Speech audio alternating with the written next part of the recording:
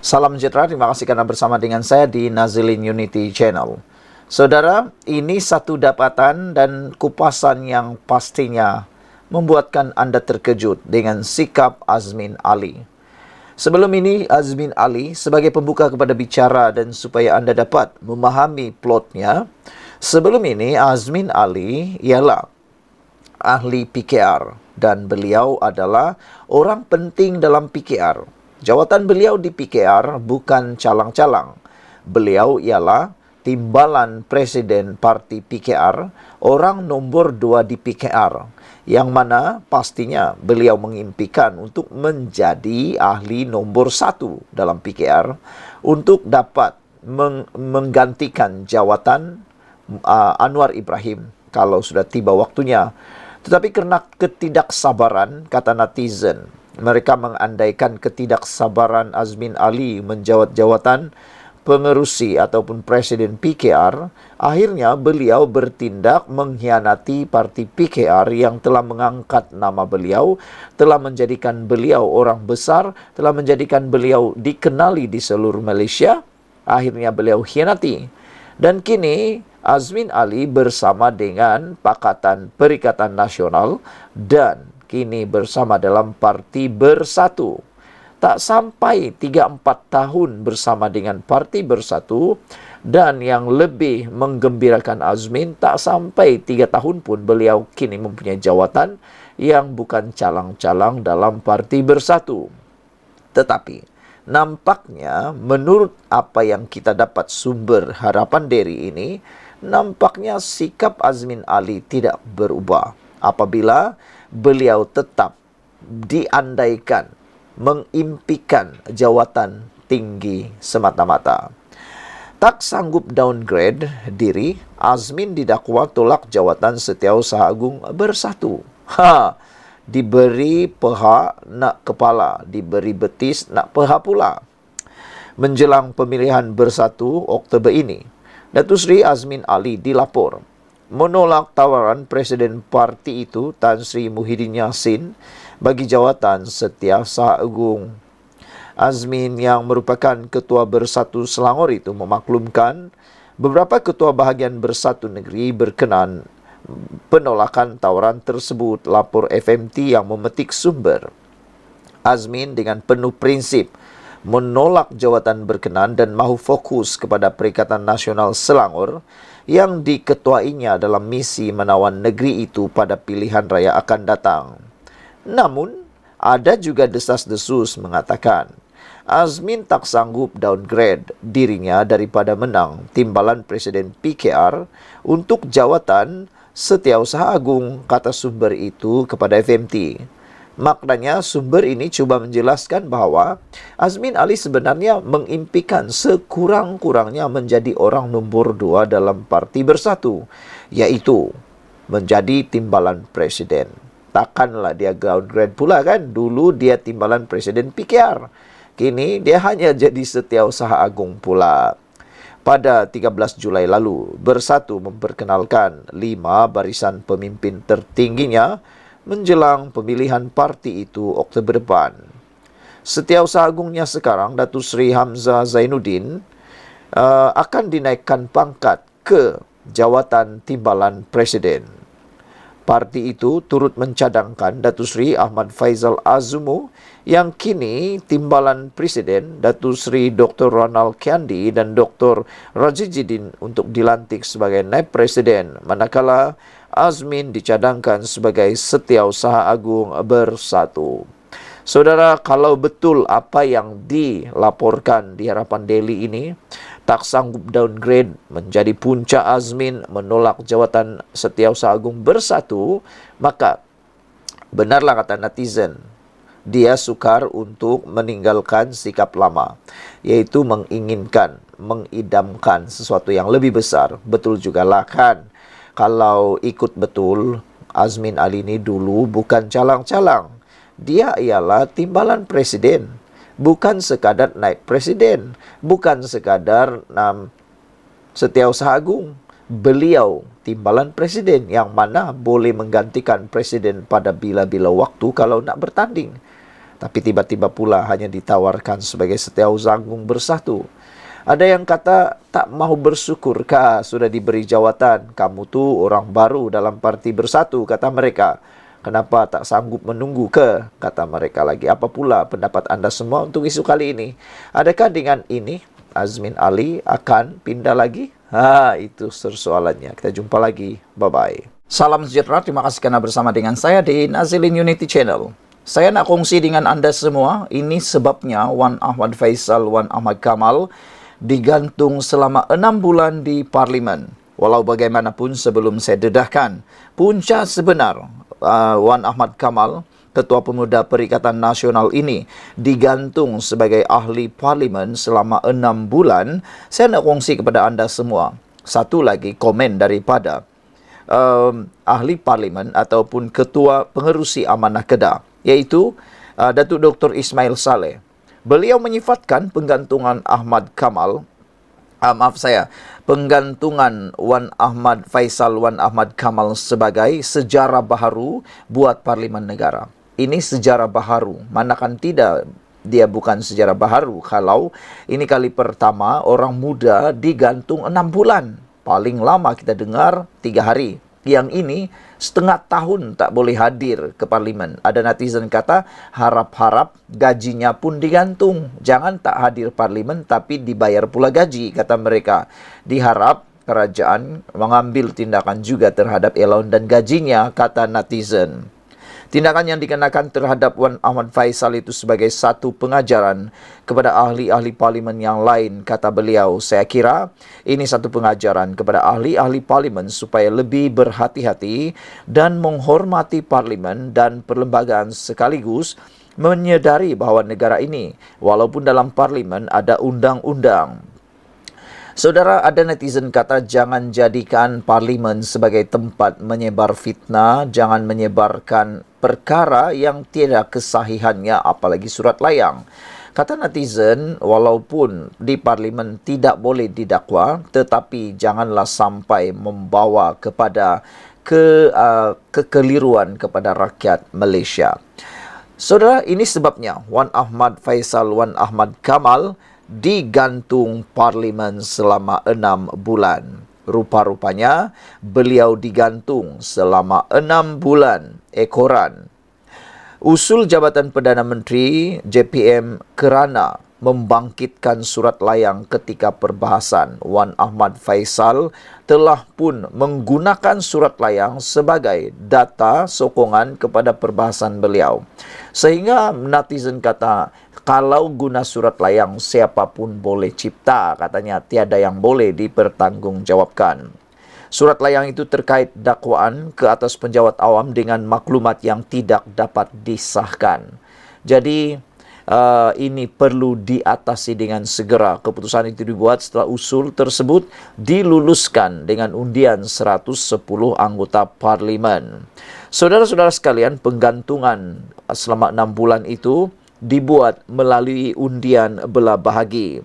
Saudara, beberapa komen daripada netizen saya ingin kongsi dengan anda supaya anda juga dapat memberikan komen dalam ruangan komen video ini. Ada yang kata, alamak Azalina, perlukah gantung pelakon Wan Ahmad Faisal, Wan Ahmad Kamal ni? Dia selalu cakap itu, cakap ini dan yang bukan-bukan. Kami dah biasa dengan lakonannya, kata beliau. Biar dia berlakon. Kami rakyat bukan bodoh. Kami boleh beza kebenaran, ketipuan, borak saja atau kabar angin. Selagi percakapan YB-YB di Parlimen tidak menyentuh 3R, biarlah mereka cakap apapun yang mereka ingin. Dengan begini, kami rakyat barulah dapat membezakan seseorang YB adalah wakil rakyat atau wakil dari rakyat atau wakil dari hutan, katanya. Tapi ada netizen kata mereka tidak setuju dengan komen ini. Mereka mahu kalau segera diambil tindakan supaya tidak jadi ikutan dan tidak menjadi barah di dalam Parlimen. Orang kata jangan sampai nila setitik merosakkan susu sebelanga. Jangan sampai permulaan yang buruk menjadi ikutan sehingga ke akhir hayat. Black Hawk kata, tak bolehlah gantung mat jargon sebab tanpa mat jargon mata wang ringgit tak dicetak lebih banyak, katanya. Red Parrot kata penunggang. Red Parrot kata kena lebih tegas after this. They always behave unruly and stern action must be taken if opposition cross the line, katanya. The opposition MP always make noise in August House, and by doing so, they believe they will be like a hero in the eyes of their supporter, kata Red Parrot. Borneo 72 pula kata, bagus, biasanya beginilah yang harus dibuat, katanya. Mr. Sakau kata, jabatan Perdana Menteri perlu lebih tegas lagi kepada semua ahli-ahli parlimen yang lain. Pink Marlin kata, Alhamdulillah, Kotaro Minami dengan lebih kasar mengatakan padan muka.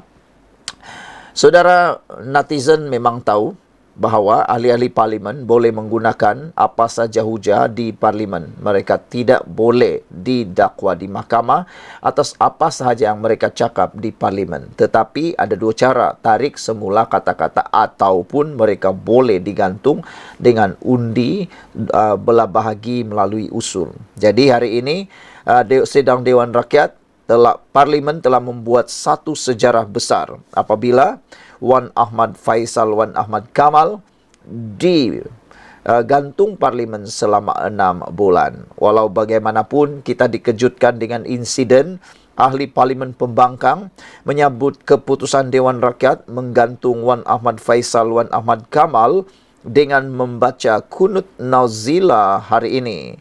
Bacaan doa yang lazimnya dibuat oleh umat Islam bagi mendoakan musuh agama atau dalam situasi perang itu dipimpin Zulkifli Ismail Perikatan Nasional Jasin yang juga salah seorang pemimpin PAS Melaka. Wan Ahmad Faisal sah digantung daripada menghadiri sidang parlimen selama 6 bulan ekoran usul jabatan Perdana Menteri kerana membangkitkan surat layang ketika perbahasan. Sekian dulu untuk kali ini. Jangan lupa tinggalkan komen anda. Bye-bye. Selamat petang, salam sejahtera. Terima kasih kerana bersama dengan saya di Nazilin Unity Channel. Hari ini kita dapat satu berita yang memang sukar ditelan oleh Perikatan Nasional maupun Wan Faisal Wan Ismail, iaitu ahli parlimen Machang. Pengajaran yang besar, pengajaran yang harus dipelajari oleh beliau. Muda lagi, akhirnya kena pada beliau. Akhirnya Wan Faisal kena gantung sebagai ahli parlimen selama 6 bulan. Saudara-saudara sekalian, ahli parlimen ini akhirnya sah digantung 6 bulan. Ahli parlimen Machang, Wan Ahmad Faisal Wan Ahmad Kamal sah digantung daripada menghadiri sidang Dewan Rakyat selama 6 bulan bermula hari ini.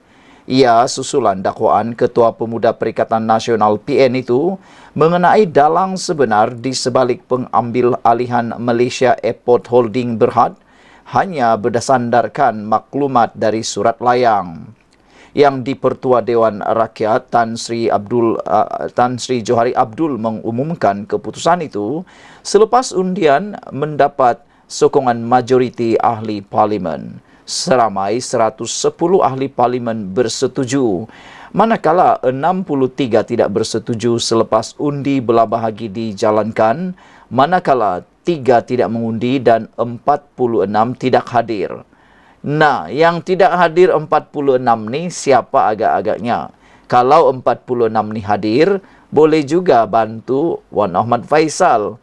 Tapi nampaknya kerajaan menang di parlimen sekarang ini. Usul berhubung penggantungan Wan Ahmad Faisal dikemukakan Menteri di Jabatan Perdana Menteri, Undang-Undang dan Reformasi Institusi, Datuk Seri Azalina Othman Said. Usul itu menyatakan Wan Ahmad Faisal membawa perhatian suatu surat layang yang tidak dapat dikenal pasti identiti pengadu dan kesahihan maklumatnya. Tuduhan tidak berasas itu bukan sahaja memberi kesan buruk kepada individu yang didakwa, tetapi juga secara umum kepada pegawai agensi di bawah kementerian yang mungkin teraniaya. Dakwaan Wan Ahmad Faisal juga disifatkan satu perbuatan yang seolah-olah menjatuhkan martabat pegawai agensi di bawah kementerian yang bertungkus lumus dalam membantu anggota pentadbiran dalam membangunkan Malaysia. Ketua Armada Parti Pribumi Bersatu Malaysia Bersatu itu turut dianggap mengeluarkan kenyataan dan dakwaan yang serius serta bertindak membangkitkan perasaan melawan kuasa kerajaan.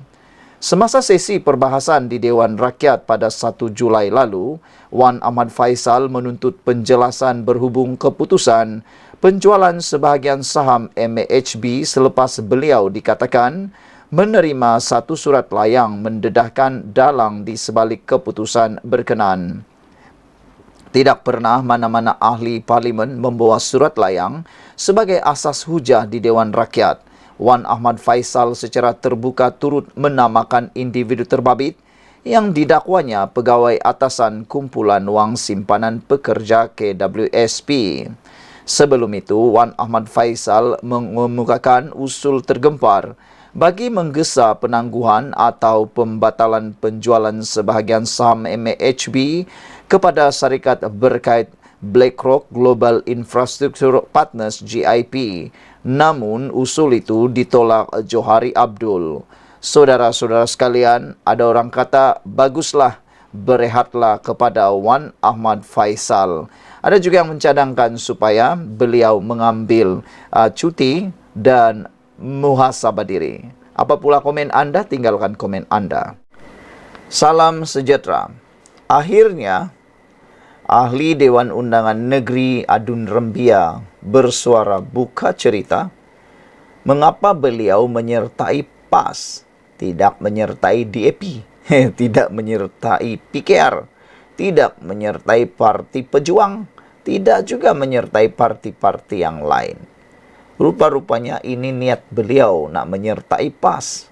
Tapi sebelum itu, nak ditanya kepada anda semua, agak-agak adakah Adun Rembia ini akan dikenakan pampasan saman oleh Parti UMNO?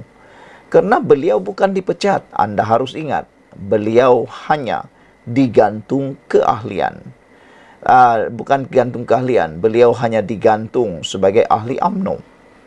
Jadi dengan itu, beliau masih terikat dengan undang-undang UMNO. Dan kini, apa yang berlaku?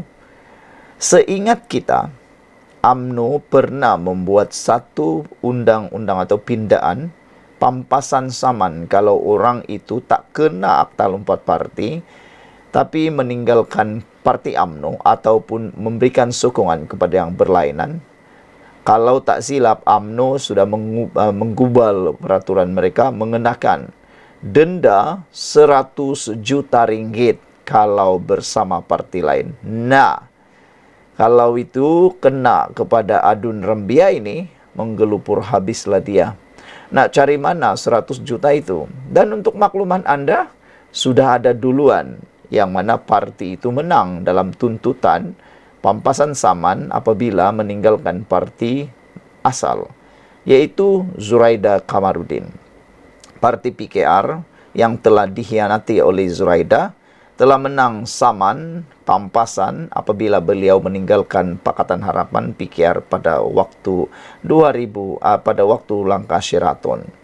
Dia telah kalah dalam tuntutan saman itu dan sedang dalam rayuan. Itu kalau tak silap 10 juta.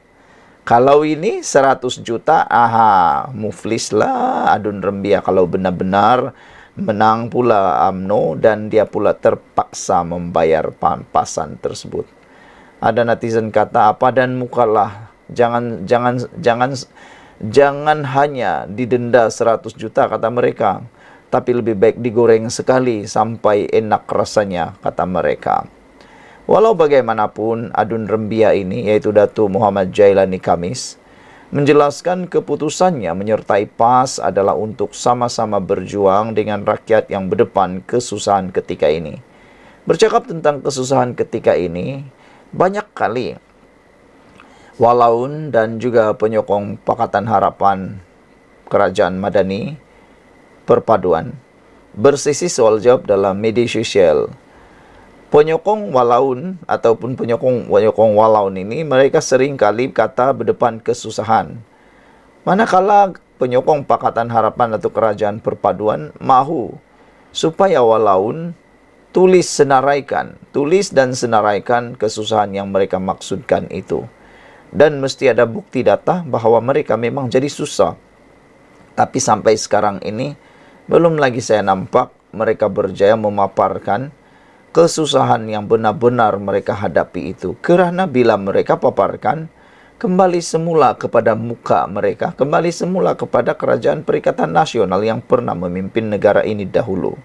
Cuba salahkan Anwar Ibrahim, rupa-rupanya kena balik pada mereka. Menurut Adun Rembia ini, tindakan yang diambil itu juga bertentangan dengan langkah 6 ahli parlimen dengan menyertai daripada Parti Bersatu yang menyokong pimpinan Anwar Ibrahim yang mengatakan atas faktor peruntukan. Kata Adun Rembia ini, saya pindah tukar parti untuk memilih. Susah bersama rakyat.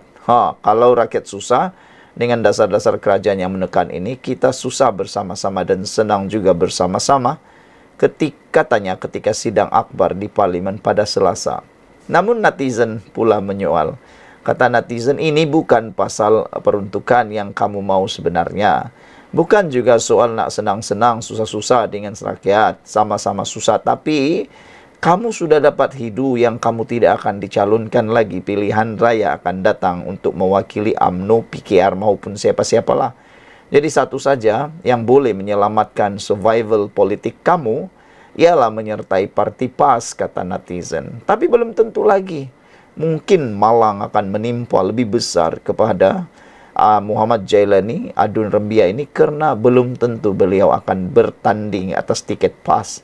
Mana tahu pas waktu itu sudah mempunyai calon yang lebih baik daripada dia. Dan orang tahu, orang yang lompat parti ini, orang tak suka. Orang yang lompat-lompat parti ini dibenci orang. Jadi mungkin disangka dia dapat bertanding di PAS, parti PAS kalau pindah. Tapi rupa-rupanya itulah macam yang kita cakap tadi. Sudah terlepas daripada mulut singa, masuk pula di mulut buaya. Jadi saudara-saudara sekalian, tambah Muhammad Jailani, beliau sebelum ini pernah menghantar surat kepada lembaga UMNO untuk memecat keahliannya daripada parti yang sinonim dengan orang Melayu itu. Dia nak gunakan isu pecat itu, tapi rupa-rupanya dia tak berjaya gunakan isu itu. Itulah kan. Dia ingat Zahid Hamidi itu tak pintar. Zahid Hamidi lagi pintar sebenarnya. Kata beliau, saya sudah minta cara baik tetapi digantung keahlian. Ibaratnya kamu kawin dengan saya tapi kamu siksa saya gantung tidak bertali, katanya. Buat salah, salahkan orang. Inilah dia kan. Sekian untuk kali ini. Jangan lupa tinggalkan komen Anda. Sila tekan butang subscribe untuk isu kali ini. Ditambah lagi, kata Adun Rembia ini, mereka sekat peruntukan kawasan DUN dan rampas pejabat saya. Macam mana saya nak berkhidmat soal? Ya lagi, itulah. Buat salah tak fikir-fikir. Sudah kena baru tengada. Memanglah kan, kamu dah digantung. Bukan lagi ahli UMNO. Wajarlah pejabat kamu dirampas dan peruntukan kamu juga disekat. Sementara itu ditanya sama ada kedudukannya di Dewan Undangan Negeri Melaka masih di blok kerajaan atau sebaliknya, Muhammad Jailani berkata tempat duduknya terpinggir. Janganlah terpinggir saja kan, terus kasih keluarlah dari Dewan, lagi bagus untuk katak lompat ini. Netizen dan penduduk rakyat Malaysia nih memang dah bosan dah melihat orang lompat-lompat parti nih. Setiausaha Agung PAS Datuk Seri Taqiyuddin Hasan pada Selasa mengumumkan Muhammad Jailani menyertai parti itu secara rasmi. Menurut Taqiyuddin, keahlian Muhammad Jailani yang juga wakil rakyat UMNO yang digantung keahlian selama 6 tahun itu diterima pada 10 Jun tahun lalu. UMNO tahun lalu dilapor menggantung keahlian Muhammad Jailani selama 6 tahun kerana didakwa melakukan sabotaj terhadap parti kerana dengan sengaja hadir pada majlis pengumuman calon Perikatan Nasional bagi pilihan raya kecil Dewan Undangan Negeri Simpang Jeram di Bakri Johor. Muhammad Jailani sebelum ini didesak meninggalkan UMNO dan menyerahkan kerusi Dewan Undangan Negeri Rembia disandang berikut ketindakannya menyertai Perhimpunan Parti Pembangkang sejak pilihan raya umum ke-15 lalu. Beliau yang menang pada PRU14 atas tiket Parti Keadilan Rakyat PKR antara 4 adun Pakatan Harapan PH yang melompat menyokong Barisan Nasional BN bagi mengambil alih pentadbiran negeri pada Mac tahun 2020. Beliau kemudian dikatakan dipecat parti itu sebelum mengumumkan menyertai UMNO bagi membolehkannya dipilih bertanding semula mewakili BN pada PRN 20 November tahun 2021. Sekian untuk kali ini. Jangan lupa tinggalkan komen anda, tekan butang subscribe. Bye-bye. Salam sejahtera. Memang betul-betul boleh sabotaj pemulihan ekonomi madani. Perikatan Nasional PAS seringkali mengatakan ekonomi negara dalam keadaan ini, itu, dan selalu cakap pula negatif tentang ekonomi negara. Tapi rupa-rupanya, drama katak dan kerangga Perikatan Nasional PAS sabotaj pemulihan ekonomi madani. Mengapa waktu ini dipilih untuk PAS mengumumkan ahli Dewan Undangan Negeri Adun Rembia Datuk Muhammad Jailani Khamis melompat setahun lalu, walhal tak akan mengubah apa-apa pun. Sebabnya, PN PAS cuba menutup kejayaan kecil formula ekonomi madani yang sudah menunjukkan momentum yang baik. Berita katak lebih menarik perhatian rakyat. Kalau momentum ini terus kekal, insya-Allah ekonomi kita akan makmur, walau akan gigit jari, dan ekonomi Malaysia dapat diselamatkan. Ekonomi kini berkembang 4,2% suku pertama 2024. Melebihi jangkaan awal ekonomi 3,9%. Pelaburan diluluskan tahun 2023 terbesar dalam sejarah. Prestasi ringgit kedua terbaik di Asia selepas India kini. Kadar pengangguran rendah. Inflasi berjaya turun dari 4% ke 1,5% dan kini 2% OPR. Kekal 3% kali ke-7. JP Morgan naik taraf rating Malaysia setelah 6 tahun. Kerana perkembangan ekonomi yang sangat memeranjatkan. Bursa memecahkan paras psikologi FBM KLCI 1,600 mata dan kini bullish serta disasarkan mencapai 1,700 mata. Malaysia kini jadi hub penting semikonduktor dengan pelaburan masuk puluhan bilion dan Malaysia dianggap pemenang dalam suasana ketegangan China dan Amerika Syarikat AS. Apa rakyat dapat? Anak-anak dapat kerja, gaji lebih baik di sektor tertentu, taraf hidup dapat ditingkatkan. Apabila hasil cukai kerajaan bertambah, kini diurus dengan lebih mantap dan luar biasa, maka lebih banyak dapat dipulangkan kepada rakyat dalam bentuk pendidikan, bantuan sosial, kesihatan, lebih banyak infra dan lain-lain. Dulu, Presiden PAS Hadi Awang dan Kerajaan Tebuk Atap jadikan kerangga sebagai alasan untuk makan gaji buta dan gagal selesaikan isu rakyat dan ekonomi negara.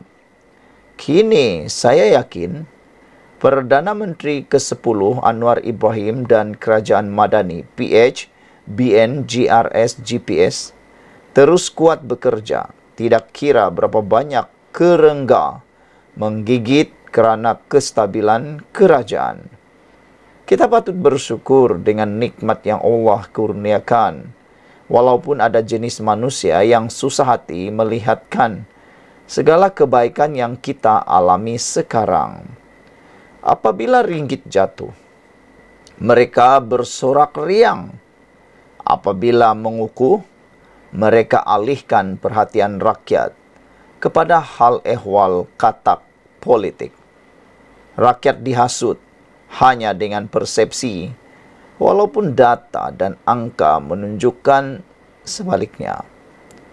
Jika tidak dirujuk pakar-pakar yang mengukur perkembangan ekonomi dan dengan standard antarabangsa, tidak munasabah kerajaan nak tukar hanya berdasarkan komen di media sosial seperti yang diwar-warkan Perikatan Nasional PAS.